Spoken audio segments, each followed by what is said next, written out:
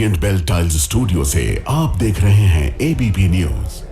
ना इधर ना उधर, हर खबर की पूरी खबर, ना लाग लपेट ना ही खबरों में खोट। आप देख रहे हैं एबीपी रिपोर्ट। नमस्कार, मैं हूं आपके साथ शीरीन और शुरुआत करेंगे उन 4 खबरों से जो हम आपको इस बुलेटिन में आगे विस्तार से दिखाने वाले हैं। देखिए, नेपाल में फिर से सड़कों पर उतरे प्रदर्शनकारी, सेना ने पूरा मोर्चा संभाल लिया है। नेपाल की जेलों से सैकड़ों कैदी फरार हो गए हैं। 5 फरार कैदी यूपी के सिद्धार्थनगर से गिरफ्तार किए गए हैं। दूसरी खबर, विद्रोह की आग में जल गई नेपाल की तमाम ऐतिहासिक इमारतें। सरकार विरोधी प्रदर्शन में कई शहरों में सरकारी संपत्तियों को भी काफी नुकसान हुआ है। नेपाल के बाद अब फ्रांस में भी सरकार विरोधी प्रदर्शन की यलगार। कई शहरों में हिंसक प्रदर्शन हुए हैं। बार बार प्रधानमंत्री बदले जाने और इकोनॉमी पॉलिसी से नाराज जनता का गुस्सा फूटा है। और राजस्थान के बीकानेर में रंगदारी के लिए बदमाशों ने कांग्रेस नेता के घर पर तोड़फोड़ की है, फायरिंग की है। सामने आया फायरिंग का डराने वाला वीडियो, जो आगे हम आपको दिखाएंगे। विस्तार से खबरें दिखाते हैं। बात सबसे पहले नेपाल की करेंगे। तीसरा दिन है, लेकिन तीसरे दिन भी नेपाल सुलग रहा है, धधक रहा है। वहां पर हालात अब भी बेहद खराब हैं। प्रदर्शनकारी सड़कों पर फिर से निकले, फिर उन्होंने वही उत्पात मचाने की कोशिश की, फिर से नुकसान करने का प्रयास किया गया। आपको एक एक तस्वीर हम दिखाने वाले हैं। कल से लेकर आज तक जिस तरह नेपाल में विरोध के नाम पर नेपाल को जलाया गया है, उसकी भी पूरी ग्राउंड रिपोर्ट आगे आपको दिखाएंगे।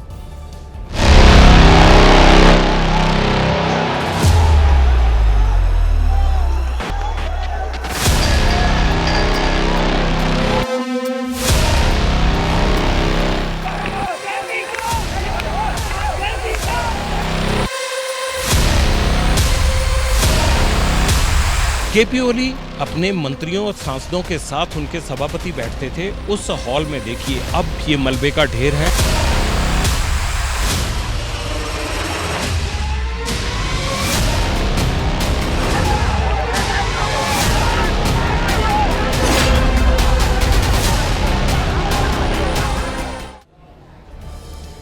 तो नेपाल की तस्वीरें डराने वाली हैं। वहां कभी भी कुछ भी हो सकता है। हालात को देखते हुए सेना ने कंट्रोल अपने हाथ में इस वक्त ले लिया है नेपाल का, और लगातार हालात को कंट्रोल करने का प्रयास किया जा रहा है। जैसा कि हमने आपको बताया कि नेपाल विद्रोह के सारे अपडेट तस्वीरों के साथ हम इस बुलेटिन में आपको दिखाएंगे। कल हुए उपद्रव की वो तस्वीरें जो अब तक अनदेखी हैं, लेकिन डराने वाली हैं। तो जैसा आपने अभी देखा कि नेपाल बीते 3 दिनों से विद्रोह की आग में ऐसा जला कि वहां की ऐतिहासिक इमारतें अब खंडहर हो चुकी हैं। सरकार के खिलाफ फूटे गुस्से की आग में नेपाल के कई शहर जल गए हैं। नेपाल में प्रदर्शन के दौरान जब पुलिस और सेना का कंट्रोल गायब हो गया था, तब उपद्रवियों ने खूब लूटमार मचाई। ऐसे कई वीडियोस आज वायरल हो रहे हैं जिसमें प्रदर्शनकारियों का एक अलग ही चेहरा नजर आ रहा है। पूरे लेडीज को कपड़े को देखना। भ्रष्टाचार के खिलाफ उतरे प्रदर्शनकारियों ने एक सुपरमार्केट को लूट लिया। जिसके हाथ जो आया उसे लेकर वो वहां से भागने लगा। इन लोगों ने महिलाओं के नए नए कपड़े, एसी, फ्रिज, किराने का सामान सब कुछ लूट लिया। सड़क किनारे मची लूट में न सिर्फ पुरुष बल्कि प्रदर्शन के नाम पर आई महिलाओं ने भी भरपूर हाथ साफ किया। वो सिर पर सामान लेकर वहां से भागती दिखी। एक दूसरे वीडियो में प्रदर्शन के नाम पर जमा हुए उपद्रवियों ने एक कपड़े के शोरूम को लूट लिया, बाद में उसे तोड़ा भी। सुपरमार्केट में लूट के साथ उपद्रव कर रहे प्रदर्शनकारियों ने गाड़ियों के शोरूम को भी फूंक दिया। अब भगवान जाने गाड़ियों के शोरूम से उन्हें आखिर दिक्कत क्या थी, लेकिन उनकी इस हरकत से भारत के साथ दूसरे देशों की गाड़ियों के ब्रांड्स को काफी नुकसान पहुंचा है। काठमांडू के कार शोरूम्स में बड़े बड़े ब्रांड की लाखों की गाड़ियां जल रही थी। बरसों की मेहनत के बाद कहीं जाकर कोई एक कार खरीद पाता है। प्रदर्शनकारियों ने उन गाड़ियों को कुछ मिनटों में ही बर्बाद कर दिया। बर्बाद हुई गाड़ियां भारतीय ब्रांड्स की भी थी। जिस शोरूम में सबसे ज्यादा तबाही दिखी वो भारतीय ब्रांड टाटा मोटर्स की थी। उनके साथ लक्ष्मी और जापानीज कंपनी ह्युंडई की गाड़ियां भी फूंक दी गई। उसी सड़क में ठीक सामने सुजुकी कंपनी की गाड़ियों को भी आग के हवाले कर दिया गया। प्रदर्शन के नाम पर अराजकता फैलाने वालों ने भारतीय ब्रांड महिंद्रा की गाड़ियों को भी नहीं बख्शा। नेपाल के जेनजीज वहां के पूंजीपतियों से इतने चिढ़ गए कि वो उनके जान के दुश्मन बन बैठे।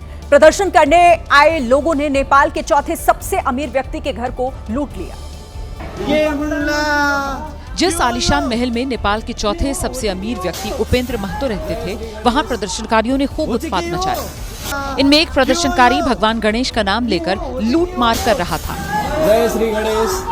घर में लगातार तोड़फोड़ कर रहे प्रदर्शनकारियों ने उपेंद्र महतो के बनाए सेटअप पर पूरी तरह बर्बादी फेर दी।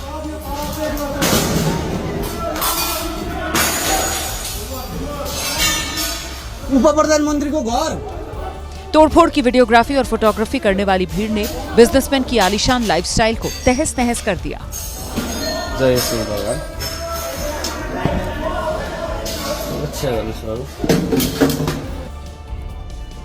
पूंजीपतियों के साथ प्रदर्शन कर रही भीड़ को नेता और उनके बच्चों से बड़ी दिक्कत थी। अब जब मौका मिला तो इन लोगों ने एक मंत्री के बेटे के सामान को घर से निकालकर बाहर फेंकना शुरू कर दिया। मंत्री बिंदु थापा के घर में घुसी भीड़ ने उनके बेटे के महंगे जूते उठाकर बाहर फेंके। ये वो ब्रांडेड जूते थे जो मंत्री के बेटे ने क्रिसमस के दिन पहने थे। मंत्री के बेटे को महंगे जूते पहना देख पहले से इन लोगों के मन में गुस्सा था और आज जब इन्हें मौका मिला तो जूतों को बाहर फेंककर ये ऐसा जश्न मना रहे थे मानो इन्होंने कोई जंग जीत ली हो। जूतों के साथ मंत्री के बेटे के कपड़े भी घर से बाहर थे। घर की छत पर पड़े कपड़ों के साथ घर का एक बड़ा इलाका आग में जलता दिखा। घर के भीतर घुसे प्रदर्शनकारियों ने एक एक कोना बर्बाद किया। इसी तरह पूर्व प्रधानमंत्री देवबा के बेटे के आलीशान होटल को भी भीड़ ने कल आग के हवाले कर दिया था। आज दूसरे दिन भी उस होटल से आग धधक रही है। कभी काठमांडू के टॉप होटल्स में शुमार हिल्टन होटल आज राजधानी के सबसे बड़े खंडर के तौर पर जानी जा रही है। ये होटल इतना बड़ा था कि कल से लगी आग आज भी यहाँ धधकती रही। होटल के महंगे कमरे, लॉबी, टेरेस, हर तरफ प्रदर्शनकारियों की ओर से लगाई गई आग की तबाही दिखी। कई मंजिलों में बने होटल का प्रदर्शनकारियों ने हुलिया ही बदल दिया। भ्रष्टाचार के खिलाफ शुरू हुए प्रदर्शन के बाद नेपाल में बड़े बड़े बिजनेस हाउसेस और उनकी संपत्तियों को बर्बाद किया गया। और इसी प्रदर्शन के बीच एक व्यक्ति पर जैकी चैन बनने का भूत सवार हुआ। भीड़ के दूसरे लोग गाड़ियां फूंक रहे थे तो ये एक प्रदर्शनकारी पुलिस वालों के सामने कुंफू कर रहा था। अपनी ताकत दिखाने के लिए सबसे पहले तो उसने चप्पल उतारी।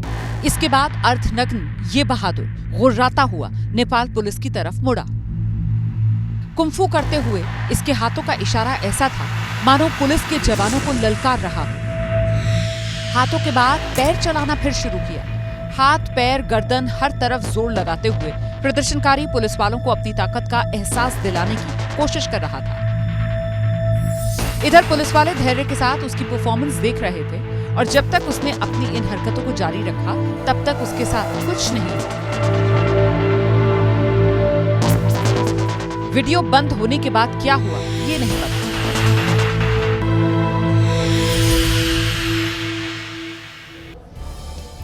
इन प्रदर्शनकारियों की भीड़ में कुछ अधर्मी भी आए। उन बेशर्म लोगों ने पशुपतिनाथ मंदिर में भी तोड़फोड़ की कोशिश की।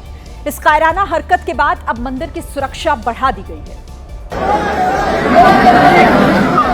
बीती शाम अराजक प्रदर्शनकारी पशुपतिनाथ मंदिर के अंदर घुस गए। उन अधर्मियों ने मंदिर के द्वार पर चढ़कर उसे तोड़ने की कोशिश भी की। सुरक्षा न होने का फायदा उठाकर घुसे आंदोलनकारियों को खदेड़ने के लिए रात में सेना ने ऑपरेशन चलाया। अब मंदिर और उसके पास गौशाला चौक में सेना के जवान पेट्रोलिंग करते दिखे। कोशिश यही है कि दोबारा कोई प्रदर्शनकारी मंदिर के आसपास भी न भटके। नेपाल में कर्फ्यू के बीच पशुपतिनाथ मंदिर में भक्तों की एंट्री रोक दी गई है। अगले आदेश तक मंदिर बंद रहेगा। आगे की खबरें आपको हम दिखाएंगे, लेकिन उससे पहले आपको जल्दी से नेपाल में अभी का ताजा अपडेट दे देते हैं। देखिए, फिलहाल नेपाल का पूरा कंट्रोल वहां की सेना के हाथ में है। वहां कल सुबह 6 बजे तक कर्फ्यू लगा रहेगा। आज प्रदर्शन का तीसरा दिन है और आज भी प्रदर्शनकारी सड़कों पर उतरे थे, लेकिन कोई हिंसा नहीं हुई। नेपाल में अब धीरे धीरे जिंदगी सामान्य लौट रही है। एयरपोर्ट भी खुल गया है। हालांकि वहां सरकार किसकी बनेगी इस पर अनिश्चितता अभी बनी हुई है। मरने वालों का आंकड़ा भी 24 है और 400 से ज्यादा लोग घायल हुए हैं। देखिए, इधर धीरे धीरे नेपाल में जिंदगी को पटरी पर लाने का काम भी चालू हो चुका है। काठमांडू की सड़कों पर कर्फ्यू तो है, लेकिन उसी बीच कुछ जेंजी दोबारा सड़कों पर आए। इस बार वो प्रदर्शन नहीं बल्कि सफाई कर रहे थे। आज जेंजीज के हाथ में डंडे या पत्थर नहीं बल्कि झाड़ू और बाल्टियां थी। काठमांडू की जिस सड़क पर बीते 2 दिनों से जेंजी आंदोलन की वजह से बर्बादी करते दिखे, आज उसे ही साफ करने के लिए नई उम्र के आंदोलनकारी वापस आए। सबने मिलकर सड़क साफ की। थोड़ा बहुत कुछ उथल पुथल हुआ। देखिए, आप लोग भी देख सकते हैं, हम जेंजी सब जो प्रदर्शन में उतरे थे तो आज सर सफाई में उतरे हैं। इधर आर्मी भी नेपाल के लोगों को दोबारा सामान्य जिंदगी देने की कोशिश में दिखी। जितनी भी जली हुई गाड़ियां सड़क पर पड़ी थी, उन सबको आज हटाने का काम किया गया। नेपाल के संसद भवन को तो प्रदर्शनकारियों ने ऐसा नुकसान पहुंचाया कि संसद भवन को अब दोबारा से बनाना पड़ेगा। संसद भवन के अंदर मंत्रियों के ऑफिस थे, जिन्हें प्रदर्शनकारियों ने फूंक डाला। प्रदर्शनकारियों ने प्रदर्शन को नाम दिया था जेनजी रिवॉल्यूशन। युवाओं का यह प्रदर्शन ओली सरकार को सत्ता से उखाड़ फेंकने के लिए था, लेकिन ओली सरकार की नीतियों का विरोध करते करते प्रदर्शनकारियों ने देश की संपत्ति को भारी नुकसान पहुंचा दिया। संसद भवन का तो ऐसा हाल कर दिया कि भवन को फिर से बनाना पड़ सकता है। इस संसद भवन के बाहर सरकार के खिलाफ, जो कल तक केपी ओली की सरकार थी, उसके खिलाफ स्लोगन लिखे हुए हैं। और जो उग्र भीड़ अंदर घुसी, उसने जिस तरह से आगजनी की है, उसको देखकर यह लगता है कि इस पूरे संसद भवन को दोबारा से बनाना पड़ेगा। प्रदर्शनकारियों ने संसद भवन के सेंट्रल हॉल को ध्वस्त कर दिया। संसद भवन के गेट से लेकर अंदर मुख्य हॉल तक जला पड़ा है। पार्लियामेंट के जो ऑफिसेज ऊपर बने हुए थे, ये सब जल चुके हैं। इसे पूरी तरह से दोबारा व्यवस्थित करना होगा, इसे बनाना होगा। 3 दिन पहले तक संसद भवन में कोई परिंदा तक पर नहीं मार सकता था, लेकिन मंगलवार को भीड़ ने घुसकर संसद भवन में कोहराम मचा डाला। सोशल मीडिया ऐप्स पर बैन लगाए जाने के बाद पूरा नेपाल गुस्से की आग में जल उठा। गुस्साए लोगों ने संसद भवन और सुप्रीम कोर्ट समेत नेपाल की कई ऐतिहासिक इमारतों को जलाकर राख कर दिया। प्रदर्शनकारियों के इस गुस्से का शिकार कम्युनिस्ट पार्टी का दफ्तर भी बना। गुस्साए प्रदर्शनकारियों के आक्रोश में धनगढ़ी में स्थित नेपाल कम्युनिस्ट पार्टी का दफ्तर जलकर स्वाहा हो गया। अंदर की तस्वीर जैसे जो आगजनी की एक तस्वीर वो आप एमपी न्यूज़ के कैमरे पर देख रहे हैं, और ये देखिए पूरा का पूरा कार्यालय आगजनी की भेंट कैसे चढ़ा था। प्रदर्शनकारियों ने अनिश्चितकालीन कर्फ्यू की परवाह किए बगैर कम्युनिस्ट पार्टी के दफ्तर में घुसकर कोहराम मचाया। जो तमाम जो कागजात, पार्टी दफ्तर के अंदर कुर्सियां, मेज, जो कुछ रखा था उसे जलाकर राख कर डाला। वो सब कुछ यहाँ पर तोड़ा हुआ है, और यहाँ तक कि दफ्तर में खड़ी गाड़ियों को भी नहीं छोड़ा और सब कुछ जला डाला। सैकड़ों की संख्या में जो तमाम कुर्सियां हैं। नेपाल की सड़कों पर प्रदर्शन के लिए उतरे जेनजी प्रदर्शनकारियों के सिर पर मानो खून सवार था। दर्जनों बिल्डिंग्स को उन्होंने आग लगाने के बाद प्रदर्शनकारियों ने नेपाल के भूमिगत मंत्रालय को भी निशाना बनाया। गुस्से से तमतमाए प्रदर्शनकारियों ने भूमिगत मंत्रालय के दरवाजे, खिड़कियों को भी तोड़ डाला। ये तमाम वो आगजनी की तस्वीरें हैं, और आग की लपटों की महसूस, या ये कहा जाए कि आग की जो धधक है वो अभी भी वो महसूस हम कर सकते हैं। विद्रोह की भड़की चिंगारी ने सब कुछ जला डाला। प्रदर्शनकारियों ने भूमिगत मंत्रालय में रखी फाइलों को भी आग के हवाले कर दिया और पूरे दफ्तर में आग लगा दी। ये देखिए कितनी बड़ी संख्या में जो सरकारी फाइलें हैं वो सबको जलाई गई। धनगढ़ी राजधानी काठमांडू से करीब 644 किलोमीटर दूर है, लेकिन वहाँ भी हिंसा की आग ऐसी भड़की कि पूरा धनगढ़ी ही धधक उठा। कैसे चढ़ा था। तो नेपाल में अब सेना के हाथ कमान है। नेपाल की सेना ने पूरे देश का कंट्रोल अपने हाथों में ले लिया है। सेना ने हालात कंट्रोल करने के लिए कर्फ्यू का ऐलान किया है। सेना के हालात संभालने के लिहाज से पूरे नेपाल में बुधवार शाम से कर्फ्यू का ऐलान कर दिया है। दूसरी ओर सेना और राष्ट्रपति रामचंद्र पौडेल बैठक कर रहे हैं ताकि आगे का रास्ता निकाला जा सके, क्योंकि नेपाल और भारत के बीच रोटी बेटी का संबंध है। दोनों देशों के नागरिक एक दूसरे से जुड़े हुए हैं, इसीलिए नेपाल में कर्फ्यू लगाए जाने से भारतीय भी परेशान हैं, खासकर वो लोग जिनका व्यापार नेपाल बॉर्डर पर है। दूसरी तरफ भारत सरकार नेपाल के मौजूदा हालात पर नजर बनाए हुए है। सरकार की तरफ से एडवाइजरी जारी करके पहले ही कह दिया गया है कि नेपाल में रहने वाले भारतीय सतर्क रहें और बेवजह घर से बाहर ना निकले। इन प्रदर्शनकारियों का आरोप है कि सोशल मीडिया पर लगाए गए बैन को लेकर शांतिपूर्वक प्रदर्शन कर रहे थे वो, लेकिन सरकार ने अपनी ताकत दिखाते हुए इन प्रदर्शनकारियों पर गोली चला दी, जिसके बाद नेपाल धधक उठा। प्रदर्शनकारियों पर गोली चलाने के बाद विद्रोह शुरू हो गया। कुछ ही घंटों में प्रदर्शनकारियों ने नेपाल सरकार को घुटनों पर ला दिया। सुमन पांडे जी, बताइए आप क्यों आंदोलन कर रहे थे, अब क्या चाह रहे हैं और कल की भविष्य क्या होने वाली है, अब देश क्या होने किस स्थिति में जाने वाली है? अब तो लीडरशिप सही चुनना पड़ेगा जी, अब बात ही वहीं पर अटक गया है। प्रदर्शनकारी ऐसा भड़के कि उन्होंने कई मंत्रियों को दौड़ा दौड़ा कर पीटा। प्रदर्शनकारी सरकारी बिल्डिंगों और मंत्रालय में घुस गए। अगर वहां जो कोई मिला तो प्रदर्शनकारियों ने उनके साथ मारपीट की, और अगर कोई नहीं मिला तो बिल्डिंग को ही फूंक डाला। कुछ ऐसा ही प्रदर्शनकारियों ने स्वास्थ्य मंत्रालय की बिल्डिंग के साथ भी किया। जेनजी प्रदर्शनकारियों ने स्वास्थ्य मंत्रालय की पूरी बिल्डिंग फूंक दी और गाड़ियों को भी जला डाला। स्वास्थ्य मंत्रालय के परिसर में जो रखा गया गाड़ियां था, वो सारा गाड़ी का अवस्था आप देख सकते हैं कि किस तरह से गाड़ी का हालात हो गया, पूरी तरह से जल के राख हो गया है। चाहे पूर्व प्रधानमंत्री शेर बहादुर देउबा हो या फिर वित्त मंत्री विष्णु पौडेल, जो कोई भी हाथ लगा, प्रदर्शनकारियों ने उन्हें बुरी तरह मारा पीटा। नेपाल हिंसा का सबसे खतरनाक एंगल अब आपको दिखाते हैं। देखिए, नेपाल के विद्रोह का सबसे ज्यादा फायदा अगर किसी ने उठाया है तो वो है वहां के अपराधी। हिंसा का फायदा उठाकर हजारों कैदी जेल से बाहर निकल आए। नेपाल में अब कैदियों और प्रदर्शनकारियों के बीच का फर्क भी मिट गया है। आज सुबह ही भारत की बॉर्डर से लगे नेपाल के बीरगंज जिले में कैदी जेल तोड़कर बाहर आ गए। कैदियों की आवाज के बीच इलाके में सेना की गोलियों की आवाज भी आई। ये गेट है, दरअसल इस गेट को सुबह तड़के आज सुबह उस गेट को तोड़ने की कोशिश की गई। इसी तरह राजधानी काठमांडू के दिल्ली बाजार इलाके में भी कैदी जेल तोड़कर भागने की फिराक में थे, लेकिन उनके गेट तक पहुंचने से पहले ही नेपाली सेना वहां मौजूद थी। अब राइफल की नली कैदियों की ओर है। नेपाली सेना के जवानों ने इन्हें डराकर अंदर ही रखा। देखिए, यहाँ पर खतरनाक बात यह है कि नेपाल में सिर्फ काठमांडू ही नहीं बल्कि कई और जिलों में भी कैदी जेल से बाहर आ गए। भारत से सिर्फ 10 किलोमीटर दूर नेपाल के धनगढ़ी में भी अपराधियों ने जेल का ताला तोड़ दिया। सिर पर अपना बोरिया बिस्तर लिए कैदी जेल से बाहर निकले। जेनजीज के आंदोलन की बदौलत अब अपराधी भी चीयर्स करते हुए बाहर आए हैं। नेपाल की धनगढ़ी में जेल से कैदी ऐसे आराम से चलकर जाते दिखे मानो अब नेपाल में उन्हीं का राज वापस लौट आया हो। ये तस्वीरें उत्तर प्रदेश के लखीमपुर खीरी से लगते नेपाल बॉर्डर से सिर्फ 10 किलोमीटर की दूरी पर है। बर्बाद हो चुकी कानून व्यवस्था का फायदा उठाकर काठमांडू के कैलाली जेल से भी कैदी बाहर निकले। इन कैदियों की शक्ल और बॉडी लैंग्वेज देखकर कौन कह सकता है कि इस अराजक माहौल में ये लूटपाट नहीं करेंगे। मीडिया रिपोर्ट्स के मुताबिक नेपाल में अलग अलग जेलों से कुल 3000 कैदी बाहर आ गए। महोत्तरी जिले के जलेश्वर जेल की दीवार तोड़कर 900 कैदी फरार हो गए। नौबस्ता जिले के बांके में कैदी और बाल सुधार गृह के नाबालिगों में लड़ाई हुई, जिसमें 5 की मौत हो गई। जेल में बंद कैदी कोई हत्या करके आया था, कोई चोर था, तो किसी ने रेप किया था। अब जेनजीज के आंदोलन की बदौलत ये सभी दोबारा आम लोगों में मिल गए हैं।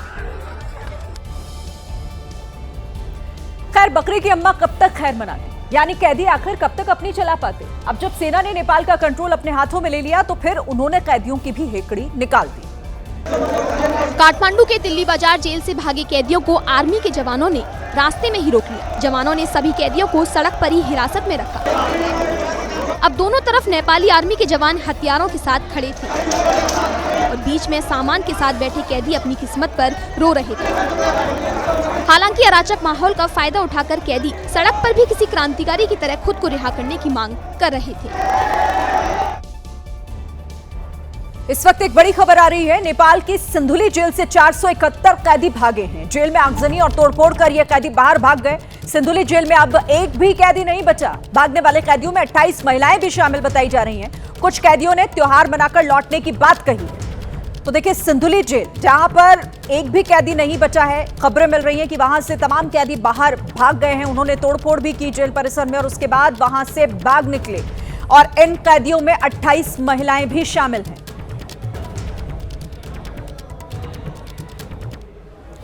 जेल से भागकर गए नेपाल के कैदियों को पकड़ने के लिए वहां की आर्मी ने ऑपरेशन चला रखा है। अब यहीं से भारत के लिए खतरा शुरू हो जाता है, क्योंकि जेल में दोबारा जाने से बचने के लिए वो कैदी भारत आ सकते हैं।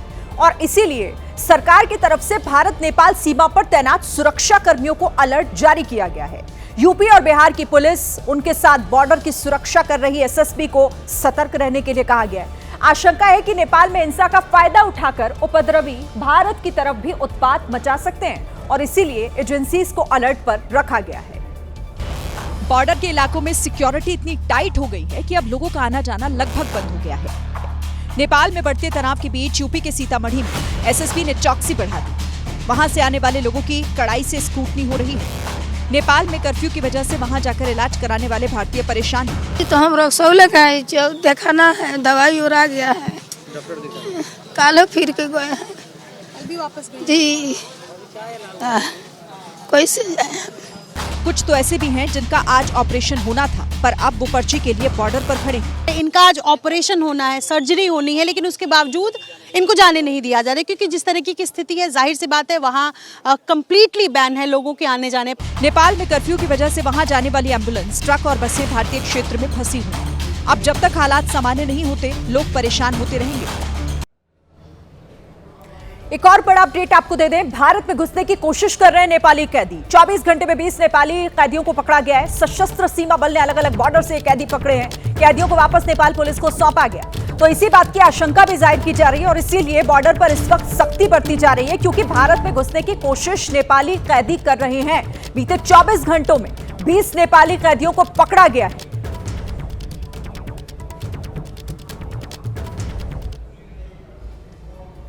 बात अब कर्नाटक की, जहां के मंगलुरु से एक ऐसा वीडियो सामने आया जिसे देखकर आपका भी दिल दहल जाएगा। वहां हुए सड़क हादसे में एक महिला की जान चली गई, क्योंकि सड़क पर स्कूटर से गिरी इस महिला को ट्रक ने कुचल दिया। यह हादसा कुल्लूर में उस समय हुआ जब अस्पताल में काम करने वाली ये महिला स्कूटर से कहीं जा रही थी। दरअसल महिला का स्कूटर सड़क पर बने गड्ढे में फंस गया, जिससे वो गिर गई। जब तक वो संभल पाती, पीछे से तेज रफ्तार एक ट्रक आया और उसके ऊपर चढ़ गया, जिससे उसकी मौत हो गई। इस घटना के बाद लोगों ने प्रशासन के खिलाफ नाराजगी जताई। आरोप है कि बार-बार शिकायत के बाद भी सड़क की मरम्मत नहीं की गई। पेरू की राजधानी लीमा के ला मोलिना में एक चौंकाने वाला हादसा उस वक्त हुआ जब एक महिला ड्राइवर की कार अनियंत्रित होकर एक बार्बर शॉप में जा घुसी, जिसका वीडियो सोशल मीडिया पर वायरल हो रहा है। हालांकि घटना 6 सितंबर की है। सीसीटीवी में दिखाई दिया कि कार तेजी से दीवार तोड़कर अंदर जा घुसी, जिससे वहां पर मौजूद लोग दहशत में आ गए। अच्छी बात यह रही कि इस घटना में कोई भी घायल नहीं हुआ, लेकिन जिस तरह से हादसा हुआ उससे किसी की भी जान जा सकती थी। बताया जा रहा है कि हादसा उस वक्त हुआ जब महिला ने चलती कार से अपना कंट्रोल खो दिया। ला मोलिना लीमा पेरू का एक पॉश इलाका है, जहां ट्रैफिक और स्पीडिंग की समस्याएं आम बात हैं। आंध्र प्रदेश के गुंटूर में चंद्र ग्रहण वाले दिन एक तांत्रिक ने तांत्रिक पूजा की तो लोग दहशत में आ गए। तांत्रिक पूजा का एक वीडियो सामने आया जिसे देखकर लोग डरे सहमे हैं। चंद्र ग्रहण वाले दिन ये पूजा आधी रात को की गई। देख सकते हैं कि एक तांत्रिक सिर पर जलते कलश को रखकर ध्यान लगाए बैठा है। उसके चारों तरफ एक घेरा है जिस पर थोड़ी थोड़ी दूर में आग जल रही है। बीच में एक हवन वेदी है जिस पर लकड़ियां सुलग रही है। लोगों का दावा है कि श्रीनिवास राव नाम के इस तांत्रिक ने तांत्रिक पूजा की है, जबकि तांत्रिक श्रीनिवास राव का कहना है कि उसने केवल विशेष पूजा की थी और लोगों को डरने की कोई जरूरत नहीं है। उत्तर प्रदेश के बुलंदशहर में रेप और अश्लील वीडियो वायरल करने का आरोपी पुलिस को चकमा देकर फरार हो गया। यह घटना 4 सितंबर की है, जिसका वीडियो अब सामने आया है। पुलिस वाले फोन पर अपने अधिकारियों से बात ही कर रहे थे कि आरोपी ने उनसे अपना हाथ छुड़ाया और फरार हो गया।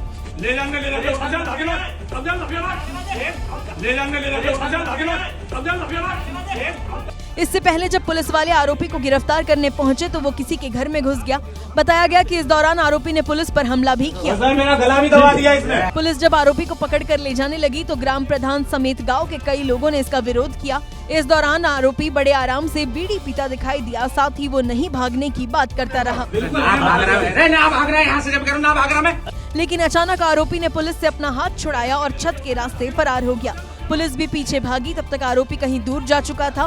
पुलिस ने आरोपी की गिरफ्तारी का विरोध करने वाले ग्राम प्रधान समेत कई लोगों पर केस दर्ज कर लिया और छानबीन शुरू कर दी। मध्य प्रदेश के दमोह में बच्ची को पढ़ाई का नुकसान ना हो, इसीलिए एक पिता ने अपनी जान जोखिम में डाल दी। पिता ने अपनी बेटी को कंधे पर बिठाया और पानी से लबालब नाले को पार करने लगा। लालगांव के लिए देखिए रोड की हालत। नाला इतना गहरा था कि जैसे जैसे एक पिता नाले को पार कर रहा था वो डूबता जा रहा था।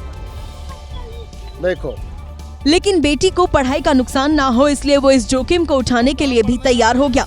बच्चे कैसे पढ़ने के लिए जा रहे हैं, देखिए। देखो, तस्वीरें हटा ब्लॉक के बरौदा कला की है, जहां नाले पर पुल नहीं है तो कीचड़ से भरी सड़कों पर आए दिन लोग फिसल कर गिर रहे हैं।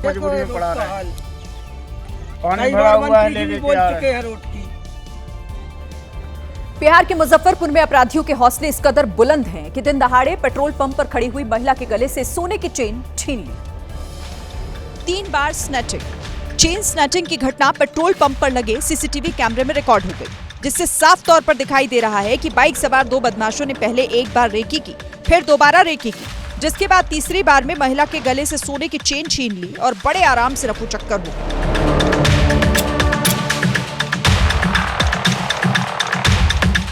पीड़ित महिला घटना से एक पल के लिए हैरान रह गई। वहां पर मौजूद अन्य महिलाएं भी दंग रह गईं।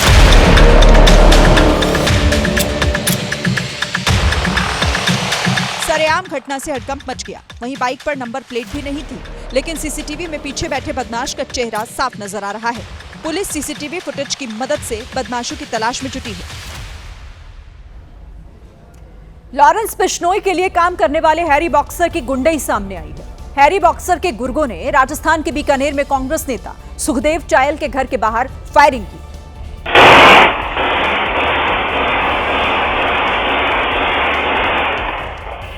इस दौरान हैरी बॉक्सर के गुर्गों ने 9 फायर किए। फायरिंग का वीडियो घर के बाहर लगे सीसीटीवी कैमरे में रिकॉर्ड हो गया। सीसीटीवी फुटेज में नजर आया कि बाइक पर सवार होकर 2 गुर्गे आए। पीछे बैठे गुर्गे के हाथ में पिस्टल थी और बाइक से उतरकर उसने फायर कर दिया।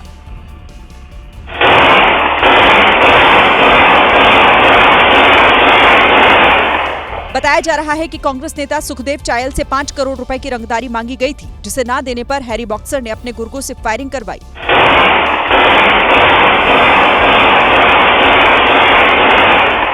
दावा है कि सुखदेव चायल के घर पर हैरी बॉक्सर के नाम पर कई बार फोन आए थे और 5 करोड़ रुपए ना देने पर जान से मारने की धमकी दी गई थी। इस फायरिंग की जिम्मेदारी लेते हुए हैरी बॉक्सर ने सोशल मीडिया पर लिखा है कि हमारे फोन की रिंग सुखदेव चायल को सुनाई नहीं दे रही थी, इसीलिए छोटी सी वार्निंग दी गई है।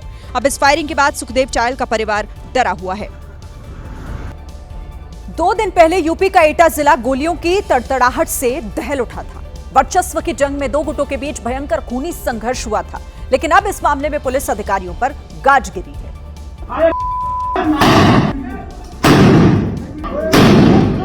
आधी रात को जब लोग चैन से सो रहे थे, तब एटा के भागीपुर में जमकर गोलियां चली थी।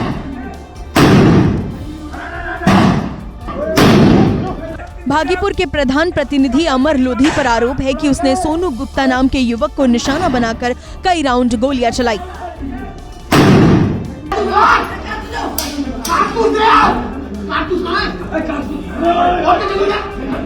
एसएसपी श्याम नारायण सिंह ने अब इस मामले में बड़ी कार्रवाई की है।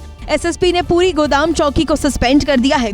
गोदाम चौकी प्रभारी शिवा जादौन समेत सभी सिपाहियों को सस्पेंड किया गया। नेपाल में विद्रोह की आग के बीच फ्रांस में भी जनता का गुस्सा फूट पड़ा। फ्रांस के कई शहरों में जनता सरकार के खिलाफ सड़क पर उतर आई है। जैसी तस्वीर 24 घंटे पहले नेपाल की थी, वैसी ही तस्वीर अब फ्रांस की दिख रही है।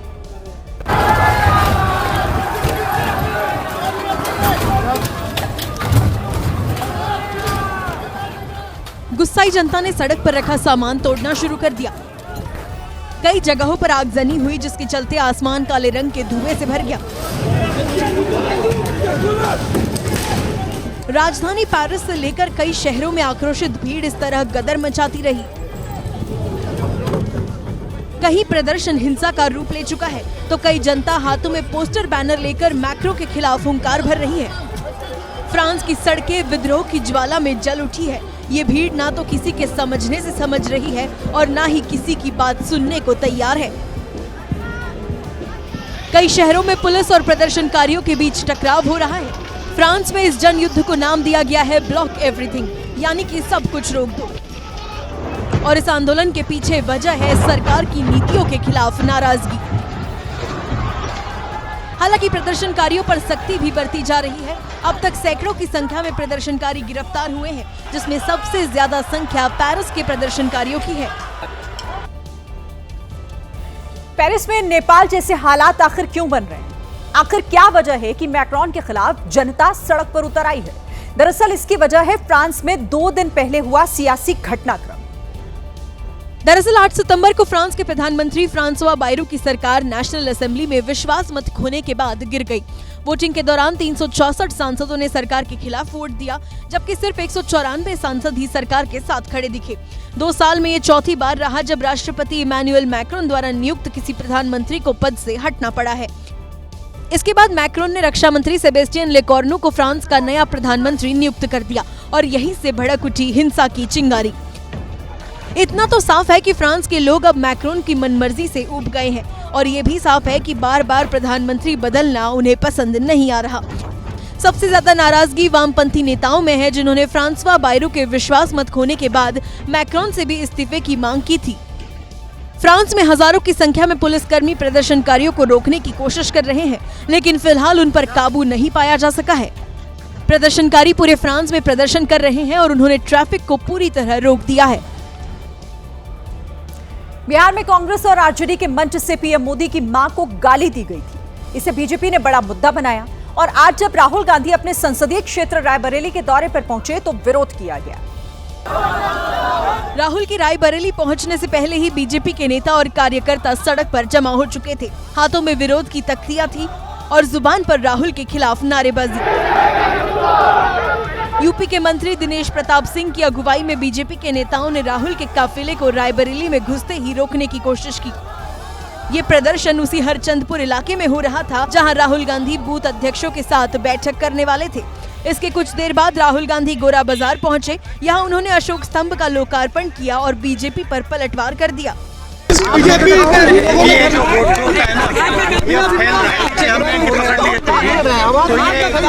राहुल 2 दिन के रायबरेली दौरे पर हैं। पहले दिन उन्होंने कई कार्यक्रमों में हिस्सा लिया और गुरुवार को भी वो कुछ कार्यक्रमों में शामिल होने के बाद वापस दिल्ली रवाना हो जाएंगे। राहुल गांधी के रायबरेली दौरे से पहले रायबरेली में विवादित पोस्टर लगाए गए। पोस्टर में राहुल गांधी, अखिलेश यादव और तेजस्वी यादव की तस्वीर थी।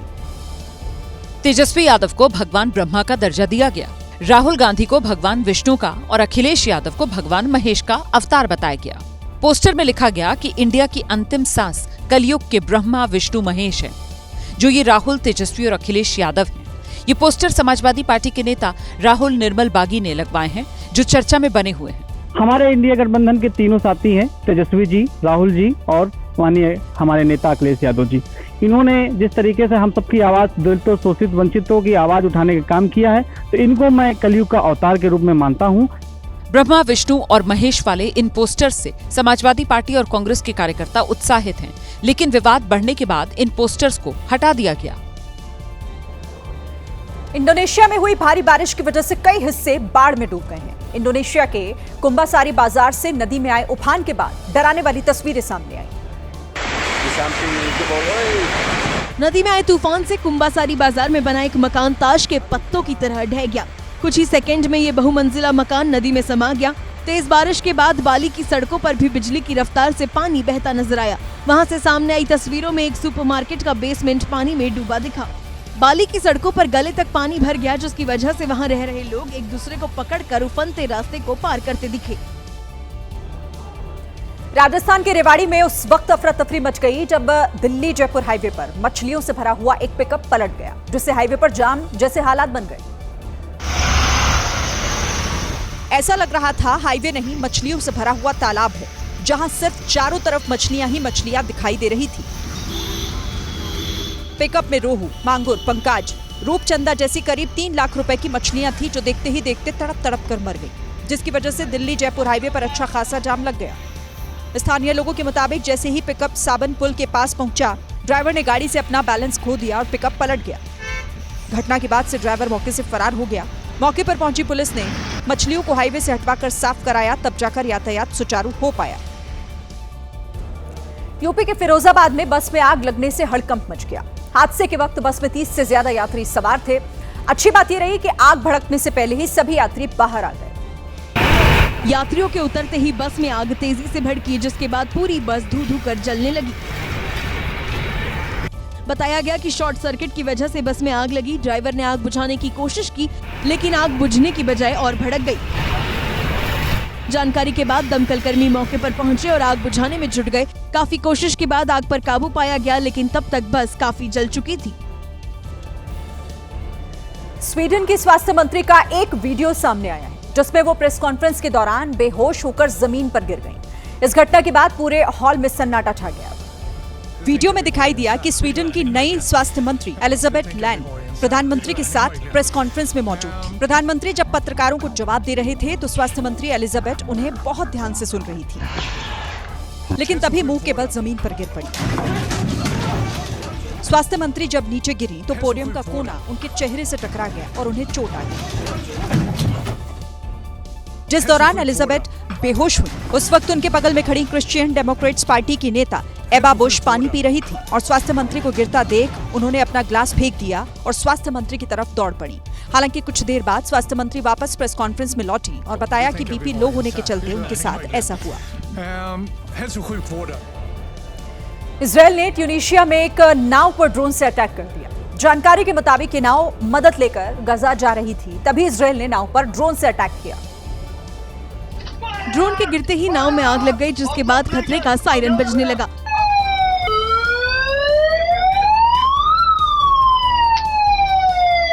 ये नाव ट्यूनीशिया के समुद्री इलाके में खड़ी थी। नाव पर सवार एक शख्स आसमान में देखकर कुछ कह रहा था, तभी नाव पर एक ड्रोन गिरा। ड्रोन के गिरते ही वो पीछे हट गया और वहां आग लग गई।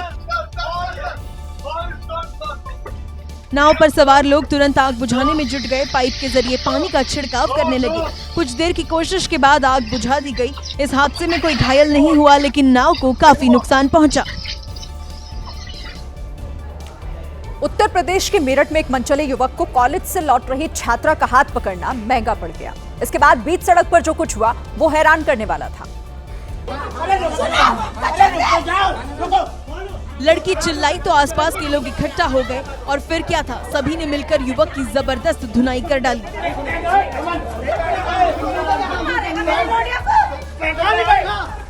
किसी ने थप्पड़ बरसाए तो किसी ने लात और घूसे तो किसी ने लाठी डंडों से ही युवक की खबर ली। इस बीच युवक के घर वाले आ गए और उसे मोटरसाइकिल पर घर ले जाने लगे, लेकिन लोगों का गुस्सा जैसे सातवें आसमान पर था।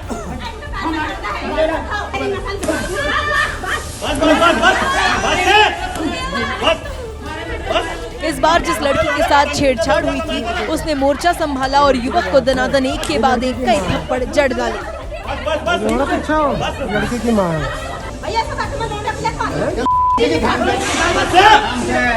इधर मौके पर पहुंची पुलिस ने आरोपी युवक को हिरासत में ले लिया। मामला टीपी नगर थाना क्षेत्र की नई बस्ती का है। इसका भी होगा। नागपुर मुंबई समृद्धि एक्सप्रेसवे से चौंकाने वाली एक घटना सामने आई।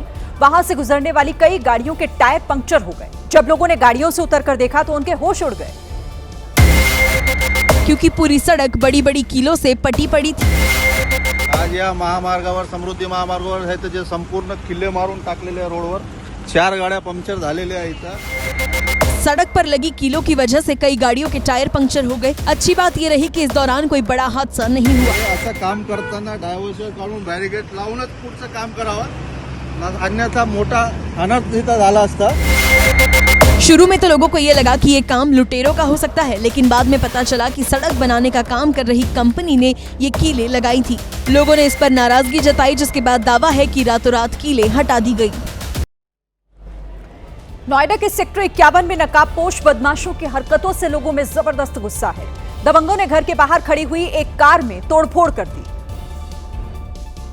सीसीटीवी में दिखाई दिया कि मुंह पर नकाब ओढ़े कुछ बदमाश रात में आए और पास में ही खड़ी कार पर हमला कर दिया। दोनों युवकों के हाथों में लाठी और पत्थर थे। जैसे ही इनको गाड़ी दिखी वैसे ही दोनों ने कार पर ताबड़तोड़ हमला शुरू कर दिया। एक ने पत्थर बरसाए तो दूसरे ने लाठी डंडों से गाड़ी के शीशे चकनाचूर कर दिए। तोड़फोड़ की ये पूरी वारदात पास में ही लगे सीसीटीवी में कैद हो गई। अचानक हुई वारदात से इलाके में हड़कंप मचा हुआ है। पुलिस अब सीसीटीवी के आधार पर बदमाशों की तलाश कर रही है।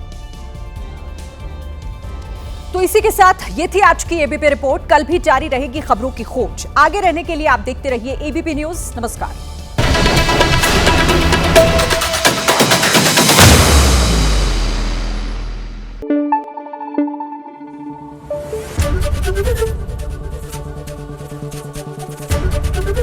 एबीपी न्यूज आपको रखे आगे।